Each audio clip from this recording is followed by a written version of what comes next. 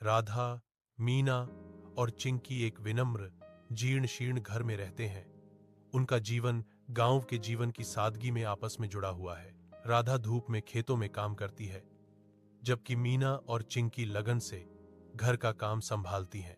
गांव वाले उनका मजाक उड़ाते हैं, उन्हें अनाथ कहकर बदनाम करते हैं। राधा कसम खाती है, हम एक दिन बेहतर जीवन जिएंगे।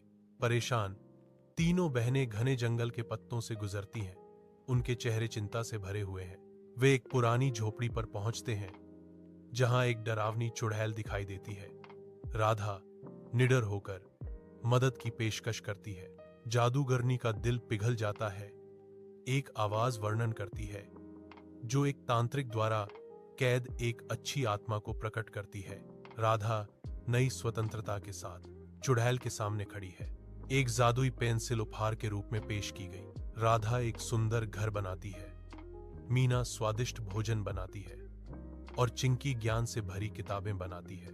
बहनें अब सम्मानित अपनी जादू सिखाती हैं और साझा करती हैं, यह साबित करते हुए कि सच्ची शक्ति दया में निहित है। राधा, मीना और चिंकी एक विनम्र, जीर्ण शीर्ण घर में रहते हैं। उनका जीवन गांव के जीवन की सादगी में आपस में जुड़ा हुआ है। राधा धूप में खेतों में काम करती है, जबकि मीना और चिंकी लगन से घर का काम संभालती हैं। गांव वाले उनका मजाक उड़ाते हैं, उन्हें अनाथ कहकर बदनाम करते हैं। राधा कसम खाती है, हम एक दिन बेहतर जीवन जिएंगे। परेशान तीनों बहनें घने जंगल के पत्तों से गुजरती हैं। उनके चेहरे चिंता से भरे हुए हैं। वे एक पुरानी झोपड़ी पर पहुंचते हैं, जहां एक डरावनी चुड़ैल दिखाई देती है। राधा निडर होकर मदद की पेशकश करती है।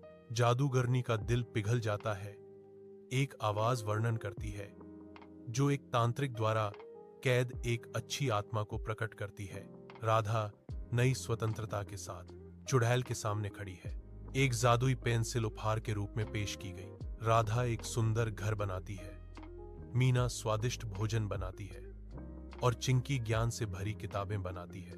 बहनें अब सम्मानित अपनी जादू सिखाती हैं और साझा करती हैं, यह साबित करते हुए कि सच्ची शक्ति दया में निहित है।